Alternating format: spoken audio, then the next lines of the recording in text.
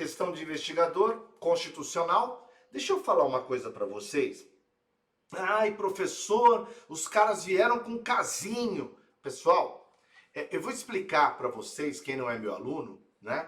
O que é uma questão casinho, que a gente chama de situação hipotética, casuística, caso você seja mais técnico, enfim. O que é isso e o que é decoreba pura? Para mim, nos dois casos, você teria que conhecer o texto, né? Não tem milagre, né? Não tem lanche de graça. Então, veja, imagina uma questão decoreba, tá? Decoreba. Aí o cara na aula fala, são brasileiros natos, nascidos na República Federativa do Brasil, ainda que de pais estrangeiros, desde que estes não estejam a serviço do seu país. Tudo bem? Isso é uma questão, é uma aula que o cara te deu. Aí vem a prova. A prova fala assim, ó. Imagina que a prova venha e fale para você, são natos, nascidos na República Federativa do Brasil, ainda que de pais estrangeiros, mesmo que estes estejam a serviço do seu país. Questão fácil, decorebas, acabou. Legal. Agora pensa comigo. Se você sabe que isso está errado, é porque você conhece a regra. Se você conhece a regra, sabe que nasceu no solo brasileiro, perdão, ele é nato e, professor, ele é americano também? Olha, eu não sei. Como assim o senhor não sabe? Ué, tem nível de geração estadunidense, americana. Eu só sei de uma coisa, nasceu no Brasil. Não importa se são alemães, se são americanos, eles não estão a serviço do país dele? Não. Então é nato. Ele é brasileiro nato. E detalhe, se ele é brasileiro nato, ele pode ter cargo de nato. Isso é óbvio, professor. Então, eu também acho. Né? E quais são os cargos de nato? Presidente da República? Nato. Presidente da Câmara? Nato. Presidente do Senado? Nato. Professor, posso interromper a aula? Pode. Para ser senador precisa ser nato? Não. Para presidir o Senado precisa ser nato. Para presidir a Casa, a Câmara, precisa ser nato. Para ser deputado não precisa ser nato. Para ser senador não precisa ser nato. Cuidado. Para ser presidente do Congresso tem que ser nato, porque ele é o presidente do Senado. Sigamos. Ministro do STF, nato, todos, inclusive o presidente, que é um ministro. Carreira diplomática, nato. Eu não falei ministro das Relações Exteriores. Eu falei carreira diplomática precisa ser nato. Oficial das suas... Oficial precisa ser nato. Ministro da Defesa. Eu não falei ministro da Economia. Eu falei ministro do Estado da Defesa. Beleza. Veja, você tem isso na cachola? Tenho. Então, é só analisar o que a questão pediu. O que a questão pediu? Vamos lá. Veja, o Aston e Julia são Américas. Eles são americanos. Eles têm uma banda de rock, mas e daí? Eles podiam estar plantando maconha na Califórnia. Não interessa, né? Vieram para o Brasil, Júlia estava grávida, tal, por uma intercorrência nasceu. Onde nasceu o cara, o Martim? Nasceu no Brasil. Os pais estão a serviço do país? Não! Serviço da banda de rock. Acabou. Com base na situação hipotética. É decoreba do mesmo jeito. Resposta. Letra A. Ele é nato. Não é nato. Não vou ler. Está dizendo que ele é só nato se voltar para o Brasil? Não tem isso. Né? Isso seria uma situação... Ó, a situação que a letra A tentou nos enrolar, seria o nascido no estrangeiro, de pai ou mãe brasileiro, desde que registrado lá também é nato. Ou às vezes não registra, volta para o Brasil e em qualquer tempo, depois de atingir a maioridade, poderia... Mas não é o caso, né? Não pode ser considerado nato, porque seus pais estavam do Brasil a trabalho. Trabalho do rock! Viva o rock, não tem sentido. Letra B está errada, ele é nato, sim. Letra C. Poderá ser ministro do STF? Sim. Ele é nato.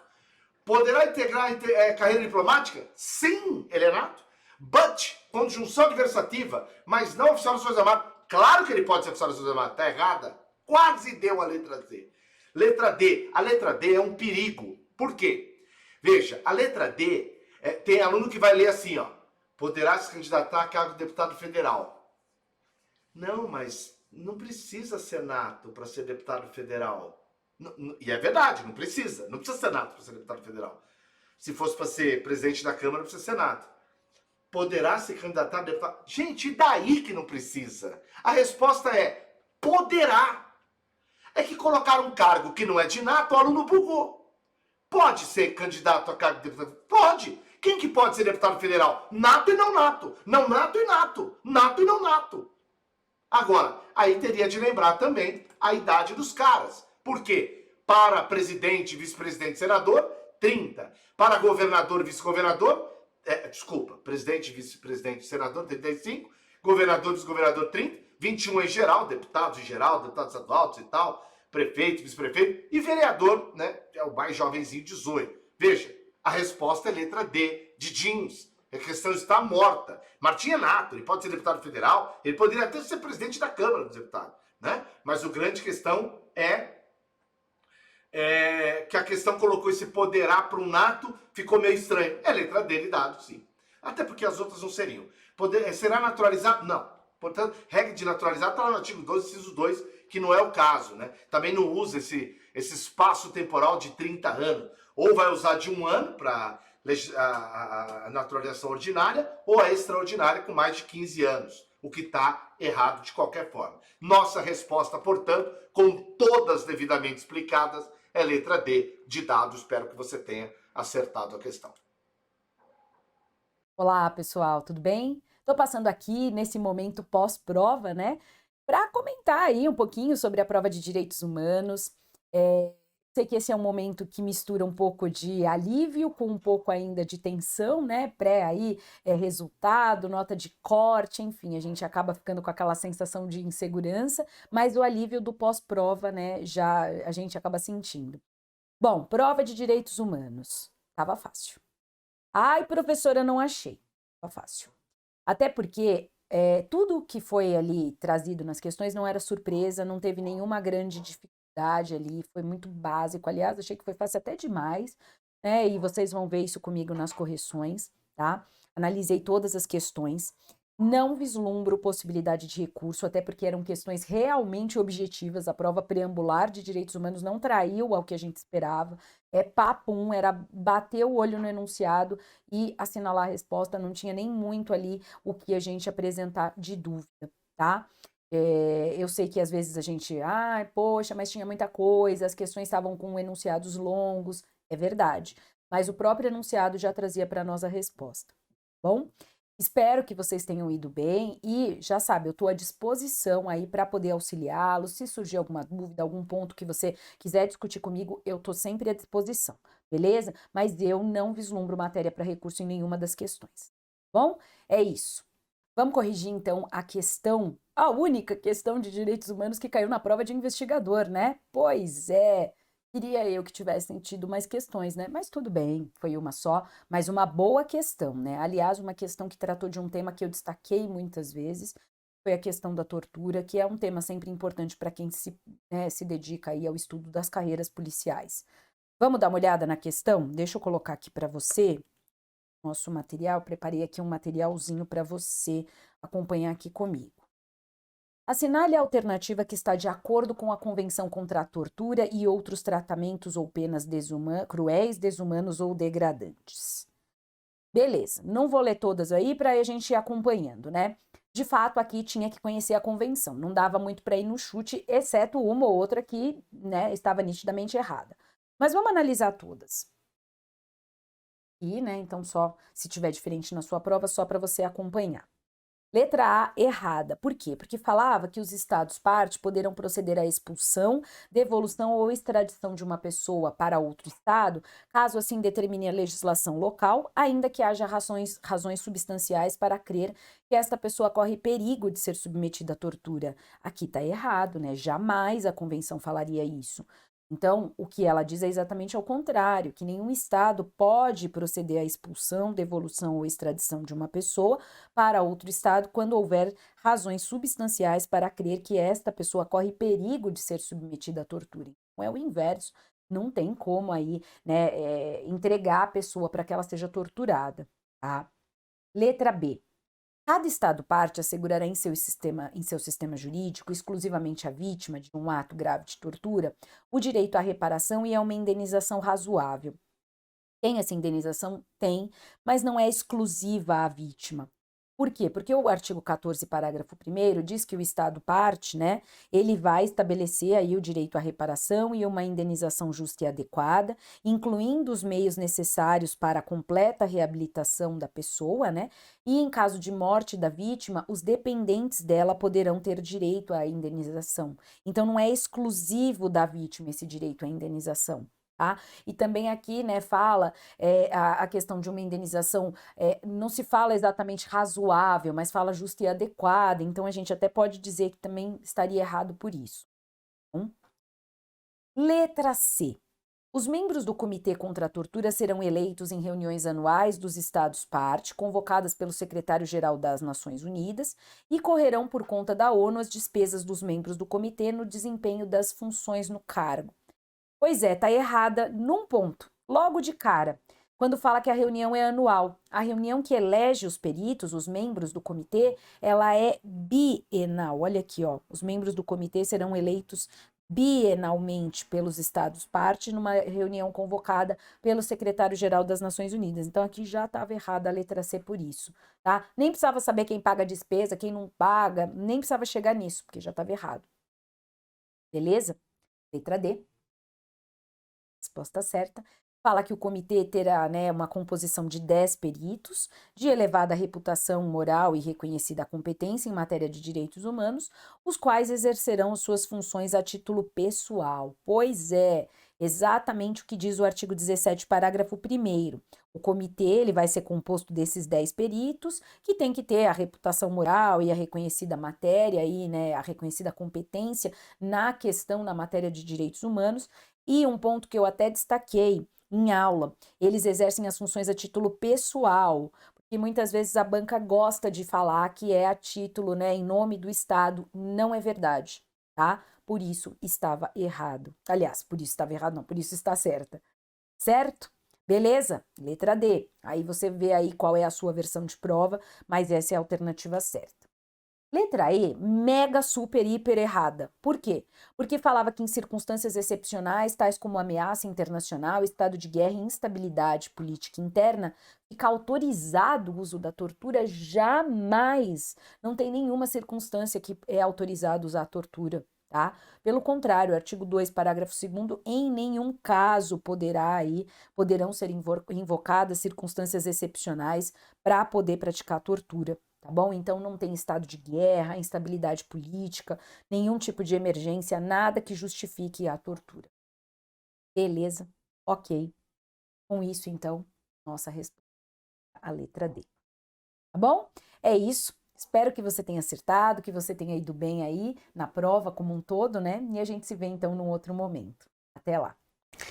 E aí, pessoal, tudo bem com vocês? Para quem não me conhece ainda, meu nome é Leonardo, eu sou delegado de Polícia Federal. E vamos resolver hoje as questões de direito penal, processual penal e legislação penal extraordinária, né, ou especial, da prova de investigador de Polícia Civil, da Polícia Civil aqui do Estado de São Paulo, que foi aplicada a semana passada, né? Então são 11 questões aqui, envolvendo essas 3 matérias. Eu acredito que 2 questões, como eu vou falar aqui durante a resolução, podem ser eventualmente anuladas. São questões que têm alguma polêmica ali, uma alternativa escrita de uma forma que pode confundir o candidato, ou faltando algum elemento. Então, pelo menos 2 dessas 11 aqui, eu pessoalmente acredito que vão ser anuladas. As outras 9 são questões bastante simples, né, bastante tradicionais, aí já dos concursos da VUNESP, os concursos policiais, e mostrou, né, o que é importante a gente mostrar até se você, né, eventualmente não passar nessa prova e continuar a sua preparação, que você fique ciente de que os concursos hoje em dia, até os concursos policiais, eles têm avançado bastante nesse sentido e não exigindo do candidato só aquela letra seca de lei, né, aquela leitura fria da lei, só a memorização de artigos da lei. Exigiu-se agora a interpretação dessa lei, né, o conhecimento efetivo da lei, né, não só a memorização ali, a repetição daqueles artigos, né. Então, até para a sua prova oral, se você foi aprovado, ou para os próximos concursos que você continuar prestando, tome esse cuidado, né? Façam estudos mais qualificados, estudos realmente voltados para compreender o que está ali. Não basta só memorizar, né? É necessário aprender o direito como como um todo. Então vamos ver o que a VUNESP aprontou para a gente nessas 11 questões. Vamos lá. Uma questão de parte geral, né? Parte geral sempre muito cobrada, muito recorrente. Eu gosto de repetir muito isso, né? Tomem muito cuidado com parte geral, estudem mesmo ali todos os dispositivos, leia e releia, só passe para frente se você realmente entendeu o que está acontecendo ali. Não basta só fazer aquela memorização, é preciso, né, realmente compreender, porque a parte geral vai ser aplicada, né, vai ser questionada para você, tanto questões só de parte geral, quanto a aplicação dela na parte especial e na legislação especial também. Então tome esse cuidado, né? Então vamos ver aqui o que essa questão quer da gente. A tentativa não é punida quando o meio empregado para a prática do crime é absolutamente ineficaz para a consumação. Perfeita alternativa. Isso aqui é o chamado crime impossível, né? Está lá no artigo 17. Não se pune a tentativa por ineficácia absoluta do meio ou por absoluta impropriedade do objeto, né? É impossível, né? É impossível consumar-se o crime. Então o crime impossível ele não vai ser punido. O que é crime impossível? É quando o meio utilizado é impossível de lesar o direito ali que está sendo tutelado pelaquela norma, ou quando o próprio objeto que está sendo violentado não pode caracterizar aquele crime. Então tentar matar uma pessoa com um revolvinho de água, por exemplo. Tentar matar uma pessoa jogando uma bolinha de papel nela. Isso é impossível matar uma pessoa, por mais reiterada que seja essa conduta. Se você ficar jogando gotículas de água numa pessoa, ela nunca vai morrer. Então isso é um crime impossível, porque o objeto utilizado é absolutamente impossível. Agora, se você encontra, né, um corpo morto já e tenta matar um corpo morto, é impossível matar um morto. Por isso o objeto aqui é absolutamente impróprio para se cometer um homicídio. Para cometer um homicídio é preciso ter uma vítima viva. E essa vítima termine aquela conduta morta. Se a vítima começou morta já, isso não pode, a gente não tem um homicídio. Então quando o objeto é absolutamente impróprio e o meio utilizado é absolutamente, né, incapaz de gerar aquele dano, a gente tem o crime impossível. Alternativa B. Considera-se praticado o crime no momento do resultado, ainda que a ação ou omissão tenha se dado em momento diverso. Errado por quê? Porque quando a gente fala de tempo de crime, o Código Penal adotou a teoria da atividade. Está lá no artigo 4º, né? Considera-se praticado o crime no momento da ação ou omissão, ainda que o outro seja o momento do resultado. Então, tudo que diz respeito àquele crime ali, ele vai ser contado na hora que ele for cometido, na hora da ação ou da omissão, independentemente do resultado vai vir na hora, no crime instantâneo, ou se ele vem depois, né? Isso é tempo do crime, teoria da atividade. Alternativa C, na hipótese de abolício criminis, ou seja, quando uma lei torna uma conduta atípica, deixa de se considerar uma conduta crime, a execução da pena decorrente da sentença condenatória cessará imediatamente, mas não os demais efeitos da condenação. Isso está lá no artigo 2º, né? Ninguém pode ser punido por fato que lei posterior deixa de considerar crime. Isso é abolício crime. Hoje, vamos pensar, tráfico de drogas é crime. Se amanhã vem uma lei que diz que tráfico de drogas não é mais crime, as pessoas que foram condenadas por esse crime deixam de ser condenadas. Elas devem ser beneficiadas por essa abolição daquele crime, né? Há uma retroatividade benéfica no caso de abolício crimes, né? Cessando em virtude dela a execução e os efeitos penais da sentença condenatória. Então todos os efeitos aqui, a condenação em si, ela cessa, e os efeitos penais dessa condenação também vão cessar em razão da abolição daquela conduta ali chamada de abolício crimes. Alternativa D, a reparação do dano pelo agente nos crimes praticados sem violência ou grave ameaça à pessoa até a sentença implica redução de pena. Então a gente está tratando aqui do crime do instituto, né, do arrependimento posterior. Só que o erro aqui está nesse tempo, né, não é até a sentença. O arrependimento posterior ele pode ser aplicado até o recebimento da denúncia ou queixa, né? Nos crimes cometidos sem violência ou grave ameaça, a pessoa, reparado o dano, restituída a coisa até o recebimento da denúncia ou da queixa, por ato voluntário do agente, a pena será reduzida de 1 a 2 terços. Então, o marco temporal aqui é o recebimento da denúncia, não é a sentença. Depois recebeu a denúncia, não tem mais como se arrepender posteriormente. Então, a gente não vai ser beneficiado por esse instituto. E a alternativa E é irrelevante penalmente. A omissão, quando resta... É relevante penalmente. A omissão, quando resta comprovado que o omitente tinha possibilidade de evitar o resultado, ainda que inexista o dever de agir. O erro está aqui nessa parte final. Por quê? Porque quando a gente fala de omissão penal, é preciso que a gente tenha esses 3 elementos aqui, né? A omissão ela é penalmente relevante quando o omitente devia e podia agir. É preciso ter o dever de agir e o poder de agir. Para que uma omissão que cause um resultado seja considerada uma omissão penalmente relevante. Se o agente não tinha o dever de agir, ele não pode ser responsabilizado por aquele resultado, porque a lei não o obrigava a agir. E também, se ele não podia agir no caso, se era impossível materialmente agir, ele também não pode ser penalmente responsabilizado. Então, memorizem isso. Sempre que a gente fala de omissão, a gente tem o dever e o poder de agir. E o que é o dever de agir penalmente aqui?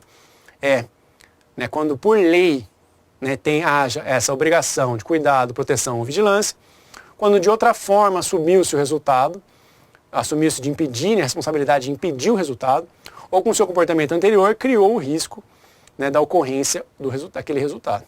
Então a lei aqui já estabelece que é preciso ter o dever de agir e o poder de agir, e já caracteriza o que é o poder de agir. Então o que é o dever de agir? Então o dever é quando a lei te obriga, quando você se auto-obrigou em razão de ter assumido aquela responsabilidade, e quando por seu comportamento anterior você gerou aquele risco. Por isso que a alternativa E está errada por essa partezinha final aqui, ainda que inexista o dever de agir.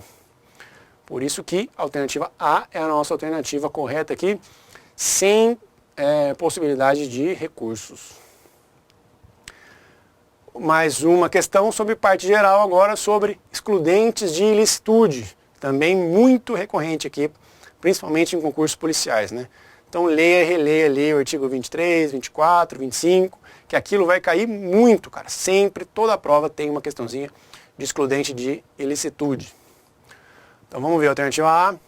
No estado de necessidade, ainda que razoável exigir o sacrifício do direito, que se visou salvaguardar, o agente restará isento de pena. Então, mesmo que o bem sacrificado seja maior que o bem salvo, o agente está isento de pena. Então, o que é o estado de necessidade? O estado de necessidade é um conflito entre dois direitos. E esse conflito só pode ser resolvido com a destruição de um desses direitos. Então, o estado de necessidade a gente vai ter dois bens, dois direitos lícitos em conflito. Para salvar um, você precisa destruir, você precisa atacar aquele outro direito. Então são duas licitudes em conflito. Quando um bem é menor, o bem que foi destruído é, vamos dizer assim, menos relevante que o bem maior, que o bem que foi salvo, tem-se o estado de necessidade pleno, que está aqui no artigo 24. Considera-se em estado de necessidade quem pratica o fato para salvar de perigo atual, que não provocou por sua vontade, nem podia de outro modo evitar, direito próprio ou alheio, cujo sacrifício nas circunstâncias não era razoável exigir-se. O parágrafo 2º, embora razoável exigir-se o sacrifício do direito ameaçado, a pena poderá ser reduzida de 1 a 2/3. Então o que a gente entende aqui? Quando os dois direitos em conflito, quando o direito que é menos relevante, ele é destruído para salvar o direito mais relevante, tem-se estado de necessidade, portanto, tem-se a excludente dessa ilicitude e não há crime. Quando o direito que foi sacrificado é mais relevante que o direito que foi salvo, ou seja, quando num plano médio, assim, era possível analisar que era preferível exigir-se o sacrifício do direito menos relevante para salvar o mais relevante, não temos a aplicação plena dessa excludente de ilicitude. A gente vai ter, na verdade, uma causa de exclusão, uma causa de redução de pena. O crime vai acontecer, vai ocorrer aquele crime, ele vai ser penalizado, mas a gente tem uma causa de redução. Então a gente tem essas duas possibilidades aqui quando a gente fala de estado de necessidade. O que a doutrina vai chamar de estado de necessidade justificante, estado de necessidade e excludente, né? Então é uma questão já bem mais avançada aqui, né? Uma questão jurídica bastante complexa, mas o que é importante saber aqui para essa questão é que a gente, nesse caso, não tem a isenção de pena, a gente tem uma redução de pena quando o bem sacrificado é maior, mais relevante que o bem salvo. Alternativa B. A legítima defesa é justificável para repelir injusta agressão a direito próprio ou alheio. Essa questão aqui que eu sinceramente acredito que ela vai ser anulada. Por quê? Porque essa alternativa B, ela está no gabarito, né? O gabarito oficialmente, provisoriamente aí disponibilizado, coloca essa alternativa B como correta. Só que por que eu acho que ela está incorreta? Porque ela está incompleta. Legítima defesa é justificável para repelir injusta agressão a direito próprio ou alheio? Sim, desde que tenha-se todos os elementos da legítima defesa. Desde que se repila essa injusta agressão usando moderadamente dos meios necessários e essa agressão seja atual ou iminente. O artigo 25 exige todos esses elementos para se caracterizar a legítima defesa. Né? Está em legítima defesa quem usa moderadamente os meios necessários para repelir injusta agressão atual ou iminente de direito seu ou de outrem. Então, para se caracterizar a legítima defesa, é preciso que tenham todos esses elementos aqui. Se faltar um desses elementos, a gente não tem legítima defesa. Então, a alternativa B, ela está incompleta. Ela é justificável para repelir injusta agressão a direito próprio ou alheio? É. Desde que se use os meios moderados, os meios necessários, e o uso moderadamente desses meios necessários, e que essa agressão seja atual ou iminente. Por isso que eu acredito que essa questão vai ser anulada. Né? A alternativa C. O estado de necessidade é justificável apenas para salvar de direito próprio, não englobando direito alheio. Não, né? O estado de necessidade e a legítima defesa também prevêem essa possibilidade aqui de salvaguardar direito próprio ou direito alheio. Então, há uma legítima defesa própria e legítima defesa de terceiro. Há o estado de necessidade próprio e o estado de necessidade de terceiro, por isso a alternativa C está errada. A alternativa D. Quando a gente age em estado de necessidade, legítima defesa ou estrito cumprimento de dever legal, incorre em crime, mas estará isento de pena desde que não caracterizado o excesso doloso ou culposo. O artigo 23 diz que não há crime quando a gente pratica aquele fato em estado de necessidade, legítima defesa, estrito cumprimento de dever legal ou exercício regular de um direito. A ilicitude, né, se você estudar aí a teoria do crime, vai ver que o crime é um fato típico, ilícito e culpável. Isso para a teoria tripartida. Né? Há uma teoria chamada bipartida que entende que o crime é só um fato típico e ilícito e a culpabilidade seria um pressuposto de aplicação da pena, né? Não um elemento do crime. Mas a gente não precisa entrar nem nessa discussão aqui, porque quando a gente fala de ilicitude, para as duas teorias, a ilicitude é um elemento do crime. Então, excluindo-se um elemento do crime, não se tem o crime. Por isso que o artigo 23 aqui deixa isso bem claro, né? Não há crime. Então, não existe crime. Por isso que a alternativa B está errada, né? Que diz que incorre em crime, mas está isento de pena. Né? Essa redação está, né, doutrinariamente errada, juridicamente errada, porque o crime deixa de existir. Então, não incorre em crime, né? Não há crime quando há alguma excludente de ilicitude. Né? Salvo no caso de excesso doloso ou culposo, que a gente vai responder por esse excesso. Então, a alternativa aqui bastante capciosa, assim, né? Trouxe aquela excludente no final ali, né, do excesso doloso culposo, mas fez esse jogo, né, com elementos do crime e elementos de aplicação da pena. Por isso que ela está errada. E a alternativa E, a legítima defesa específica aos agentes de segurança pública, prevista no parágrafo único do artigo 25, aplica-se apenas quando em causa vítima de crime de extorsão mediante sequestro. Esse parágrafo único do 25 aqui, ele foi agregado no Código Penal pelo chamado pacote anticrime em 2019. Então passou-se a prever que, né, observados os requisitos do caput, ou seja, os requisitos da legítima defesa, considera-se também legítima defesa o agente de segurança pública que repele agressão ou risco de agressão à vítima mantida refém durante a prática de crimes. Então, se uma vítima está, né, refém num crime, o policial aí que tenta salvar a vida dessa pessoa, ele incorre em legítima defesa por essa previsão específica aqui. Só que nem precisaria dessa previsão, por quê? Porque o próprio artigo 25 já traz aí a previsão de aplicação da legítima defesa de outrem, de direitos de terceiros. Então ele é mais um dispositivo político, a gente pode dizer assim, de política criminal, do que efetivamente de direito penal mesmo, né? Porque o próprio legítima defesa já previa essa possibilidade e a banca quis fazer esse jogo, né? Enquanto o parágrafo único aqui traz que é vítima refém, né, durante a prática de crimes, a alternativa trouxe aí vítima de extorsão mediante sequestro, que é um caso clássico de prática de manter-se uma vítima refém, né, durante a execução desse crime, né? Então não é só na extorsão mediante sequestro, é sempre que há uma vítima de um crime, né? E há várias possibilidades de manter uma vítima refém durante a prática de crimes, né? Portanto, eu acredito aqui, né, apesar da alternativa B ser a oficialmente correta, eu acredito que essa questão deve ser anulada aí como medida de justiça, porque essa alternativa B está errada. Ela não está absolutamente completa, por isso, estando incompleta, ela coloca o candidato em dúvida, né, uma dúvida interpretativa, e deve ser, então, anulada, né?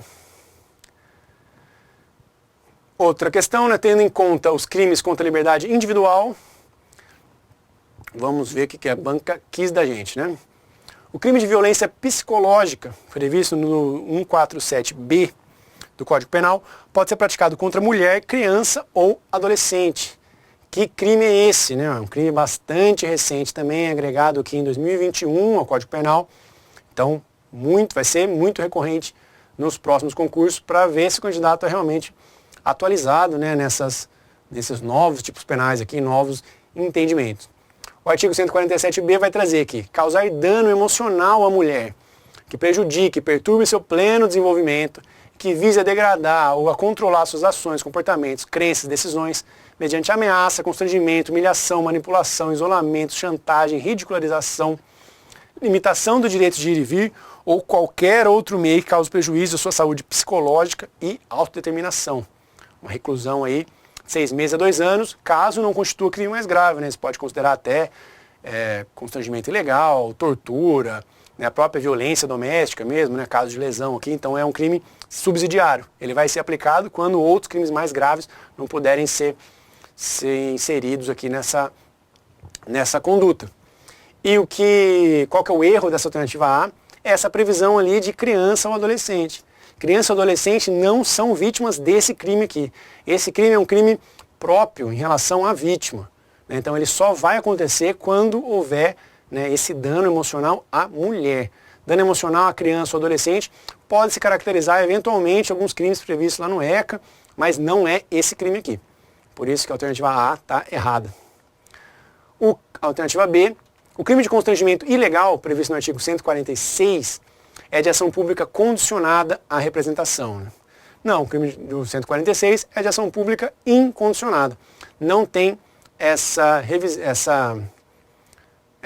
excludente aqui, né? Não tem essa exceção, né? Normalmente, você pode até trazer como uma regra, assim, tá? Há exceções, claro, mas como uma regra geral, se você não souber nada sobre isso aqui, na hora de chutar, sempre os crimes com violência ou grave ameaça, né, eles são de ação pública incondicionada.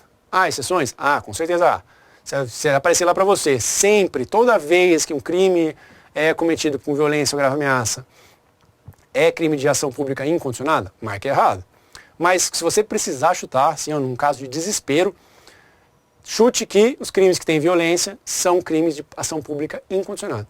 E o crime de constrangimento ilegal é um crime praticado mediante violência e não há essa exceção da ação pública condicionada à representação, portanto, é um crime de ação pública incondicionada.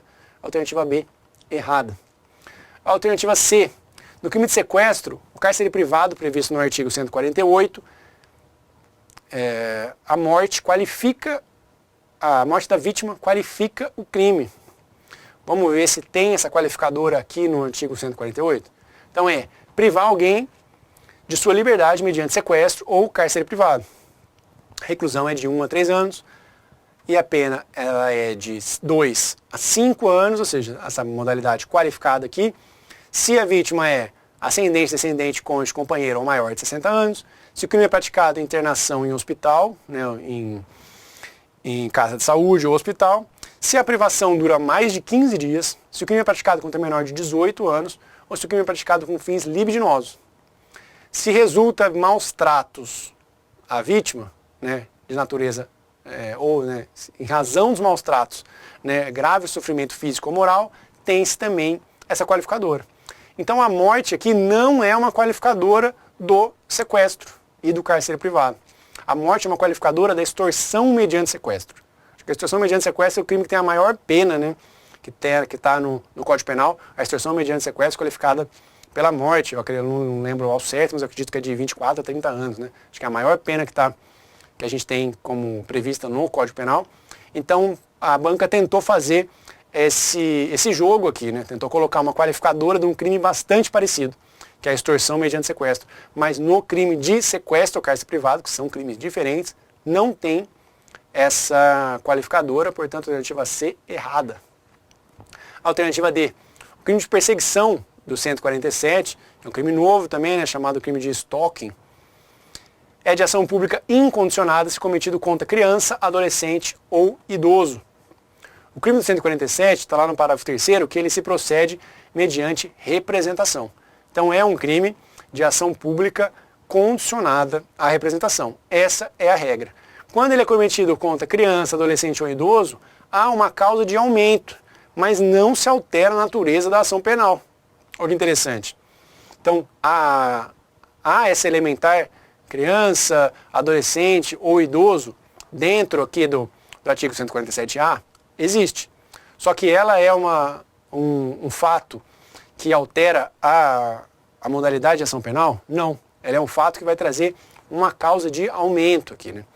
Então, quando a perseguição reiterada por qualquer meio, né, ameaça a integridade física, psicológica, restringe a capacidade de locomoção, ou de qualquer forma, né, perturba a liberdade ou a privacidade de uma pessoa, a gente tem o crime de perseguição. Quando é contra criança, adolescente ou idoso, tem esse crime com a pena agravada, né, com a pena majorada. E continua sendo um crime de ação pública condicionada. E a alternativa E, né, é equiparada ao crime de reduzir a condição análoga de escravo, previsto no 147, no 149, a conduta de cercear o uso de qualquer meio de transporte do trabalhador com o fim de retê-lo no ambiente de trabalho. Então o crime aqui de redução à condição análoga de escravo, que está no 149, vai prever aqui, né, reduzir-se alguém à condição análoga à de escravo, né, submetendo a trabalho forçado, jornada exaustiva, sujeitando a condições degradantes de trabalho, restringindo por qualquer meio sua locomoção em razão de dívida. E nas mesmas penas, o artigo, né, o parágrafo 1º ali vai trazer, né, essas condutas equiparadas, né? Quando se cerceia por qualquer meio de transporte, né, a fim de retê-lo no local de trabalho, também se tem esse crime aqui, né? Então o parágrafo 1º do artigo 149 justifica a alternativa E, por isso que ela é a alternativa correta, né? A respeito dos crimes contra o patrimônio, crimes muito recorrentes em provas policiais, né? Toda prova de todo concurso policial aqui, independente da carreira, vai trazer pelo menos uma questão aqui de crimes patrimoniais. E no caso aqui da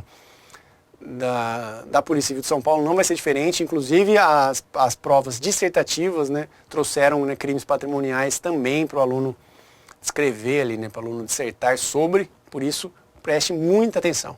Crimes contra o patrimônio, crimes contra a vida, crimes contra a administração pública e crimes contra a dignidade sexual. É fundamental que o candidato saiba tudo que está ali, né? Se não souber uma coisinha ou outra, você está perdido, porque é ali que vai cair a questão, né, para você. Então vamos lá.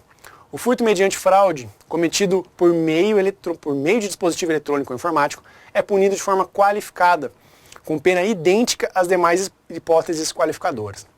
Bunesp adora fazer essa sacanagem aqui de questionar a pena. O que essa alternativa quer?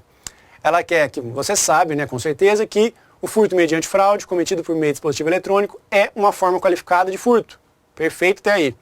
Mas ela é punida com as mesmas penas das demais qualificadoras do furto? Não, o erro está aí. Ela é uma qualificadora? É. Mas a pena dela são as mesmas dos outros? Não são. Essa modalidade de furto mediante fraude aqui, ela está no parágrafo 4º e vai punir aqui punir o agente com a reclusão de 4 a 8 anos. Né? Quando a fraude é cometida por meio de dispositivo eletrônico, conectado ou não à rede de computadores, com ou sem violação de mecanismo de segurança, ou utilização de programa malicioso. Né? Então é essa fraude com que utiliza de um meio eletrônico para ser cometida. A pena é de 4 a 8. A pena de 4 a 8 é a mesma pena de todas as outras qualificadoras do furto? Não é, né? Tem a previsão ali de 4 a 10 quando tem emprego de explosivo, tem a previsão de 2 a 8 nas modalidades, né, comuns ali, as principais modalidades, né, que são do parágrafo 4º. Tem uma pena de 3 a 8 no caso de veículo que é transportado para outro estado, né? Então cada qualificador ali do furto tem uma pena diferente, por isso que a alternativa A está errada, né? A alternativa B, o emprego de arma branca ou de fogo é causa de aumento do crime de roubo, que pode dobrar a pena a depender do tipo de arma. Questão bastante capciosa, por quê? Porque isso de arma branca e arma de fogo mudou muito nos últimos anos. Previa-se apenas, originalmente, cometido com arma, e aí caiu isso arma, passou a ser só arma de fogo, aí o uso de arma branca não classificava mais essa majorante, depois de 2018 voltou a arma. Então essa mudança aqui a arma era majorante, a arma branca era majorante, depois deixou de ser, agora voltou a ser, isso está sendo muito recorrente, isso é muito cobrado mesmo nos concursos policiais, porque aí pega um cara que está ligeiramente despreparado, ligeiramente desatualizado. Se ele estudou bem em 2018, ele errou essa questão aqui. Agora, se ele estudou de 2018 para frente, ele vai acertar porque ele entendeu que teve essa dinâmica, né? Então, o crime de roubo, que é subtrair coisa alheia móvel, né, para si ou para outra, mediante grave ameaça ou violência, ou depois de havê-la por qualquer meio, reduzida a impossibilidade de resistência. Né? Então, a gente tem a violência própria e violência imprópria aqui, no crime de roubo próprio, que está no caput do 157. E o parágrafo 2º vai trazer que aumenta-se de 1/3 até a metade se a violência ou grave ameaça é exercida com emprego de arma branca. Então, o uso de faca, facões, chave de fenda, qualquer arma, né, que não seja arma de fogo, ele sim tem essa causa de aumento de 1/3 até a metade. E o parágrafo 2º-A traz uma causa de aumento ainda maior, né, de 2/3. Ali inicialmente previa 1/3 até a metade. Agora, de 2/3 se a violência é exercida com emprego de arma de fogo. E se a arma de fogo for de uso restrito ou proibido, dobra-se essa pena. Então a gente tem aí 3 espécies de aumento diferente. A arma branca é um aumento, a arma de fogo de uso permitido é um aumento e a arma de fogo de uso restrito ou uso proibido é outro aumento, que é o dobro. Então a alternativa B está perfeita, né? Porque a arma branca e de fogo tem causa de aumento e pode dobrar a pena dependendo da arma, se ela é de uso proibido ou de uso restrito. Por isso a alternativa B, perfeita. Os crimes de ação penal pública condicionada à representação, o furto de coisa comum, o esbulho possessório e o crime de dano e o de estelionato. Então são crimes de ação pública condicionada todos esses daqui?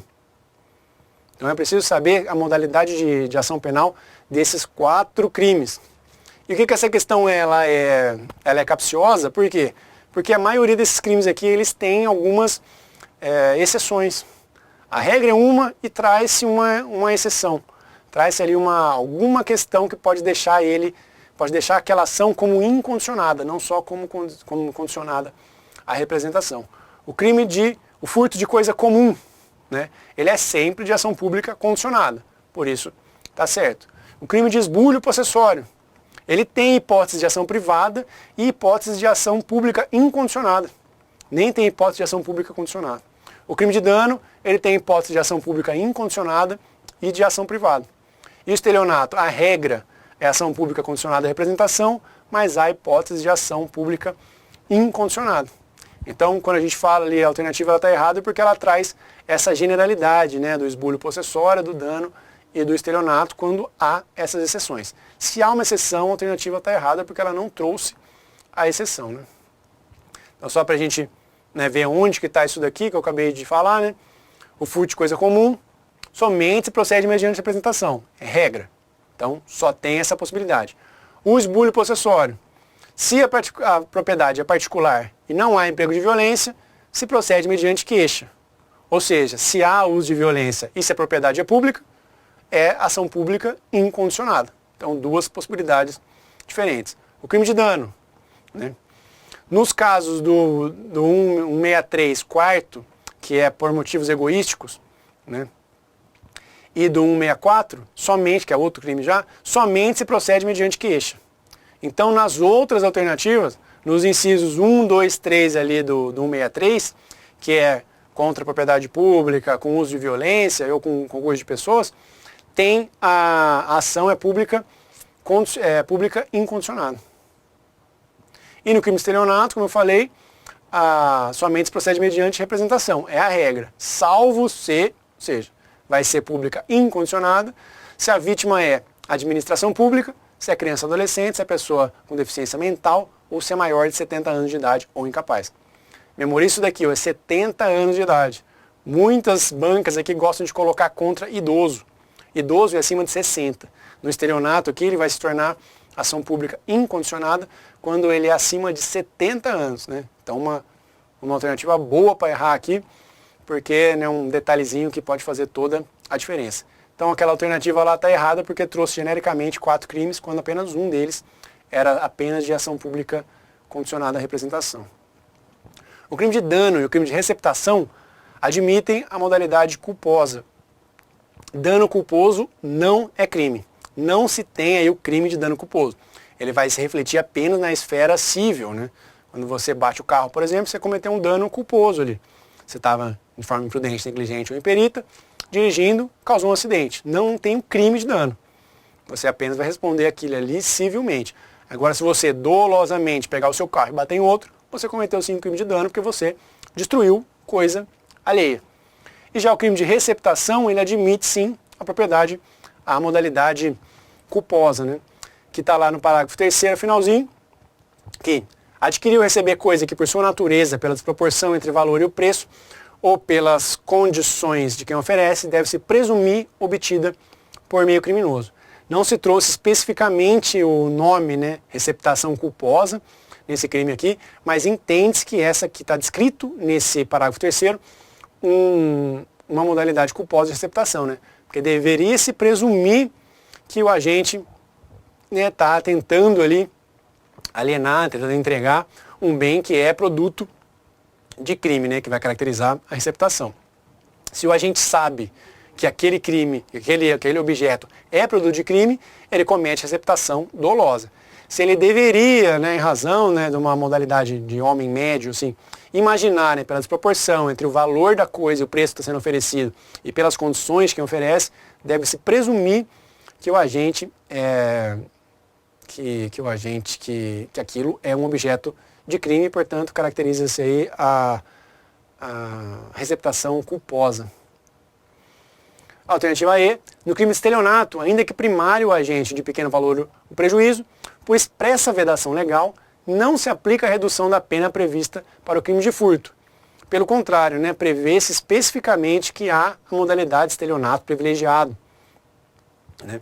Então, se o agente que o criminoso é primário, de pequeno valor o prejuízo, né, pode-se aplicar a pena conforme 155 parágrafo 2º. E o 155 parágrafo 2º vai dizer a mesma coisa, né? Se o agente é primário, de pequeno valor a coisa, pode substituir a reclusão por detenção, pode diminuir de 1 a 2 terços, ou pode até mesmo deixar de aplicar a pena, né? O juiz pode deixar de aplicar essa pena, né? Então, pelo contrário, aqui na alternativa E está absolutamente errada, porque há previsão específica, expressa, de estelionato privilegiado.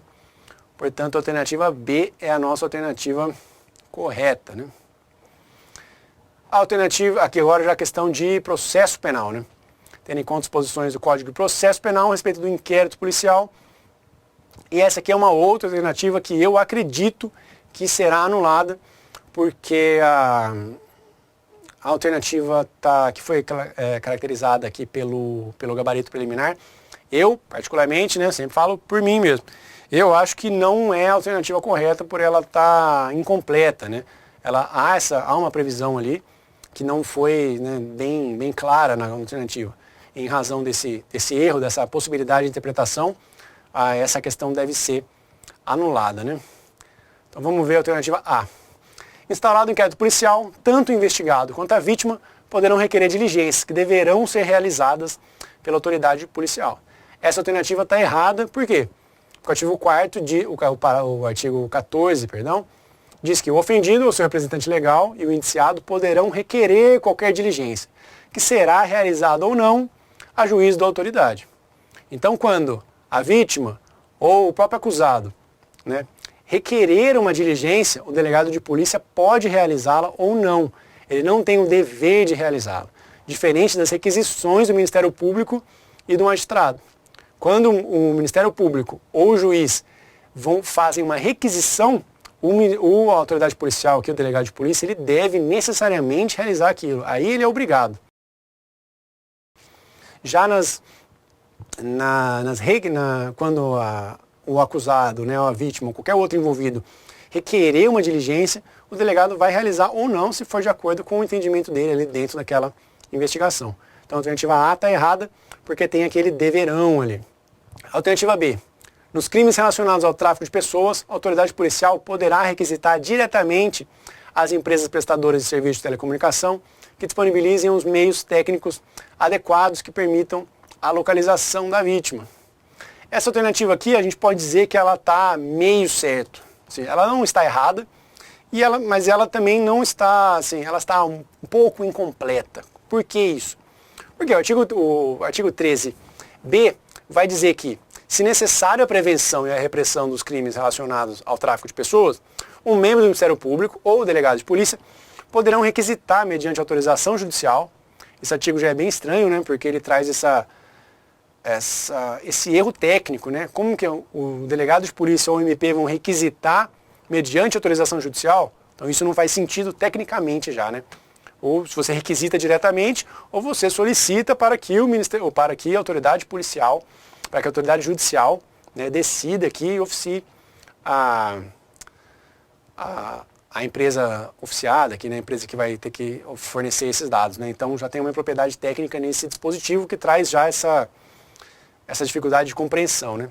Então eles poderão requisitar, mediante autorização judicial, às empresas prestadoras de serviços de telecomunicações ou telemáticas que disponibilizem imediatamente os meios técnicos adequados, como sinais, informações e outros, que permitam a localização da vítima ou dos suspeitos em delito em curso. Então, nos casos de tráfico de pessoas, isso fica bem claro ali, né, no comecinho do 13b, a autoridade policial ou o Ministério Público poderiam requisitar diretamente para as empresas de telecomunicações informações que possibilitem a localização dos suspeitos. A gente não está falando de interceptação telefônica aqui. A gente está falando de localização do suspeito.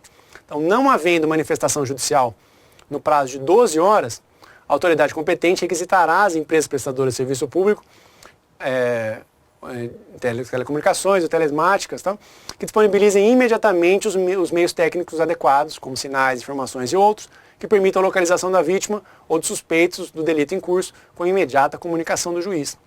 Então esse dispositivo trouxe uma chamada cláusula de jurisdição temporária. O delegado de polícia aqui, ou o MP, precisam solicitar ao juiz para que o juiz oficie essas empresas. Se o juiz não se manifestar dentro de 12 horas do momento que ele recebeu essa comunicação, aí sim o delegado de polícia ou o Ministério Público poderiam requisitar diretamente das empresas essa localização da vítima. Então, um primeiro passo seria comunicar um juiz daquela investigação, né? Tem uma investigação sobre tráfico de pessoas, tem uma vítima específica ali ou um acusado específico. Comunica-se ao juiz e o juiz deve decidir dentro de 12 horas. Se o juiz não decidir dentro de 12 horas, ou seja, passada 12 horas sem manifestação judicial, abre-se então a possibilidade do delegado de polícia ou do Ministério Público requisitarem diretamente para as autoridades, para as empresas aqui de telecomunicações. Então tem-se essa jurisdição temporária. Nas primeiras 12 horas, a jurisdição, né, o poder de requisição é do juiz. Passadas 12 horas, o poder de requisição passa para o delegado de polícia ou para o Ministério Público. Então a alternativa B aqui, a gente não pode considerar que ela está errada, porque nos crimes relacionados a tráfico de pessoas, a autoridade policial poderá requisitar diretamente. Há essa possibilidade. A alternativa não trouxe nenhuma excludente.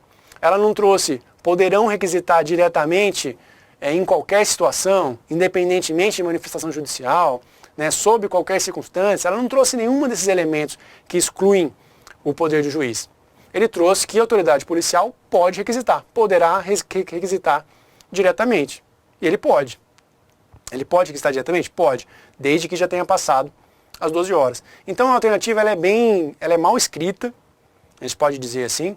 Ela poderia ter sido, né, escrita de uma forma melhor para deixar mais claro o que a banca deseja. A banca considerou essa alternativa errada, mas eu acredito que em razão dessa confusão isso pode ensejar aqui um recurso, porque ela não está totalmente errada, né? Ela só está, ela pode ser assim, mal interpretada, vamos dizer, mal escrita, né? Apesar do que está ali ser verdadeiro, né? A autoridade policial não pode determinar o arquivamento do inquérito policial, sendo certo que uma vez arquivado por determinação da autoridade judicial, somente poderá iniciar pesquisas se houver notícias de provas novas. Essa alternativa aqui foi considerada correta. Só que essa alternativa está errada. Essa está errada com certeza. Por quê? Porque o artigo 18, ele diz isso daqui, mas ele diz exatamente o que está previsto nessa alternativa, só que ele diz como em uma situação específica.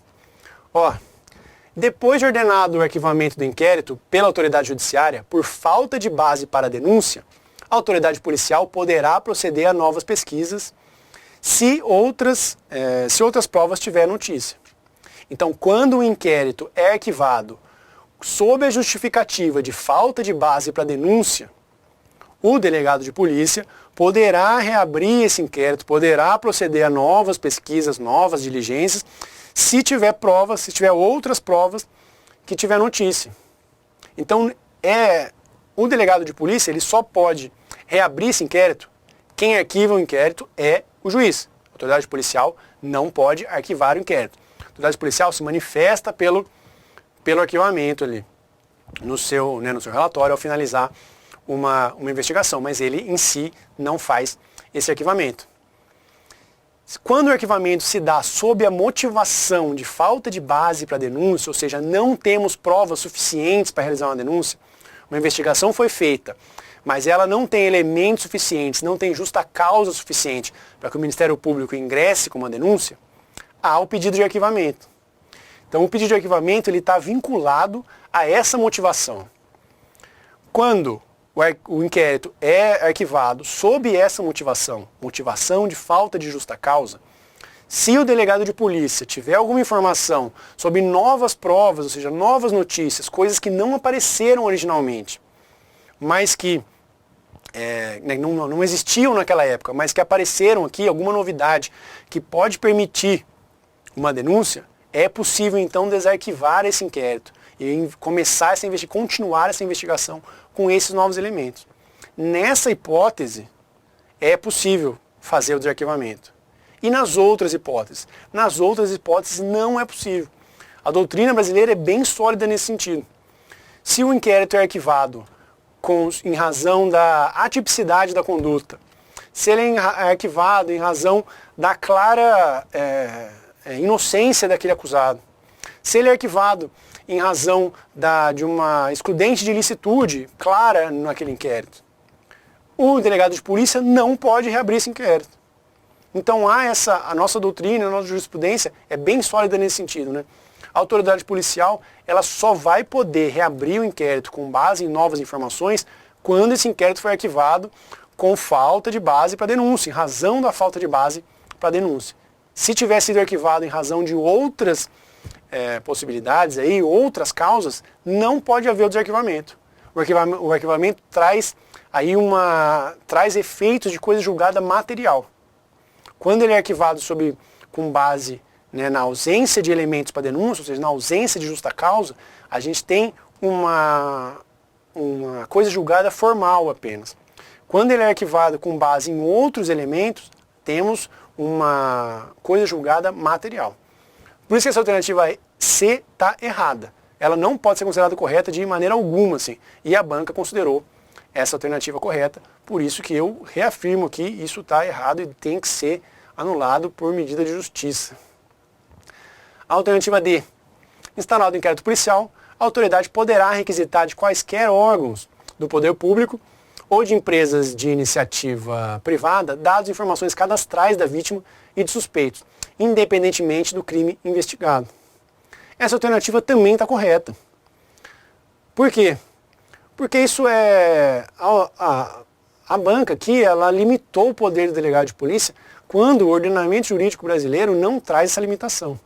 Apesar do 13b aqui dizer que, né, quando necessário a crimes, né, de tráfico de pessoas, a autoridade policial e o Ministério Público podem requisitar essas informações, né, ele está falando aqui de informações de localização da vítima. Nos casos de informações que vão levar à localização da vítima ou do suspeito, só há essa possibilidade em relação ao tráfico de pessoas. Quando eu falo de informações cadastrais, quando eu falo de dados que vão trazer endereço, vão trazer qualificação, vão trazer informações de cadastro, o delegado de polícia tem amplo poder de requisição. Então a requisição do delegado de polícia aqui, em relação à empresa de iniciativa privada, ela pode se dar em relação a qualquer crime, independentemente do crime investigado, o delegado de polícia pode requisitar dados cadastrais. O delegado de polícia está fazendo uma investigação de roubo, ele pode requisitar para o Uber, pode requisitar para o iFood, pode requisitar para um banco, para a Vivo, para a Claro, para qualquer empresa, para o Instagram, para o Facebook, para o YouTube, pode requisitar dados cadastrais. Ele vai dizer o que tem de informação, o que essa empresa tem de informação do cadastro dessa pessoa. Qual que é o telefone que ela usa, qual que é o endereço que ela cadastrou ali, qual que é o CPF dela, qual que é o IP que é usado para aquela conexão. Isso são dados cadastrais. O delegado de polícia pode fazer isso de forma ampla. Não há restrições na lei. Agora, quando diz respeito à localização, sinais, informações que dão, né, que ensejam a localização dessa pessoa, tanto da vítima quanto do suspeito, aí sim só tem essa limitação específica em relação ao tráfico de pessoas. Por isso que essa alternativa D aqui está correta também, né? Não há como considerar essa alternativa D errada, portanto a alternativa C e D estão corretas e a B, que foi marcada como certa pela banca, está errada, né? Então isso aqui tem que ser anulado também. E a alternativa E, sempre, ó, mais uma vez, cuidado com essas alternativas que trazem sempre, nunca, sem exceção, tal. Sempre que tomar conhecimento de fato criminoso, a autoridade policial determinará de ofício a instalação de inquérito policial, restando, no entanto, a continuidade da investigação condicionada à manifestação da vítima, e se tratando de crime de ação penal privada. A alternativa está errada por quê? Porque nos crimes de ação pública condicionada à representação e nos crimes de ação privada, é necessário que haja a autorização da vítima para que se inicie a investigação. O delegado de polícia não pode nem instaurar o inquérito, nem lavrar o flagrante nesses casos aqui. É preciso que haja, né, a representação da vítima, nos casos de ação pública condicionada à representação, ou de autorização da vítima nos crimes de ação privada, né, nos crimes que são processados mediante queixa. Então o procedimento não é esse. Não é a instauração e depois se pede para a pessoa se manifestar e se ela deseja a continuidade ou não. A própria instauração é vedada nesse sentido, né? Por isso que essa alternativa, essa questão aqui, eu acredito que ela deve ser anulada, né? Porque essa alternativa C, ela está errada, né? Apesar de ter sido marcada como certa, e a B e a D estão corretas. Então, se você não entrou com recurso ainda, se ainda dá tempo, faça esse recurso aí, porque você merece ganhar. A respeito do crime, a respeito do exame de corpo de delito, então vamos lá já para o Código de Processo Penal em relação às perícias, né? Tratando de autópsia, o exame não poderá ser realizado antes de passadas 6 horas do data do óbito. Essa aqui é a regra. né? O 162 vai trazer que a autópsia será feita pelo menos 6 horas depois do óbito. Então essa é a regra. É encontrado um corpo morto, é preciso fazer essa análise. Essa morte ocorreu há mais de 6 horas, e só então é possível realizar a perícia. Salvo se os peritos, pela evidência de sinais de morte, julgarem que possa ser feita antes daquele prazo, né? O que declararão no auto, né? Se as lesões externas permitirem precisar a causa da morte, não houver necessidade de exame interno para verificação de alguma circunstância relevante. Então, para que serve a autópsia aqui? Para tentar entender a causa da morte. Se não há mistério na causa da morte, não precisa se esperar 6 horas para fazer a autópsia. Se o corpo está ali com 10 tiros, claro que foram os tiros que mataram aquela vítima. O corpo está sem cabeça. É preciso fazer uma perícia para entender qual é a causa dessa morte? Não é, né? Então, quando a causa da morte é clara, assim, não é preciso esperar essas 6 horas. Por isso que a alternativa A está errada, né? Alternativa B, a coleta de vestígios relacionados à infração penal deverá ser realizada por perito oficial. Não, né? Ela será preferencialmente realizada por perito oficial. Então a coleta ela é preferencialmente por perito. Se não houver perito, né, qualquer policial ali pode realizar a coleta de vestígios, desde que respeite a cadeia de custódia, né, que é informações aí que foram agregadas pelo pacote anticrime também. A indicação de assistente técnico e a apresentação de quesitos pela vítima só tem cabimento na fase judicial, não sendo possível na fase de inquérito. Isso aqui era até uma polêmica doutrinária até pouco tempo atrás, mas atualmente aqui já se entende que o assistente técnico que ele pode ser inserido, né, desde a fase de investigação, né, que serão facultados ao Ministério Público, ao assistente de acusação, ao ofendido, ao querelante, formular quesitos, né, indicação do assistente técnico no momento da perícia.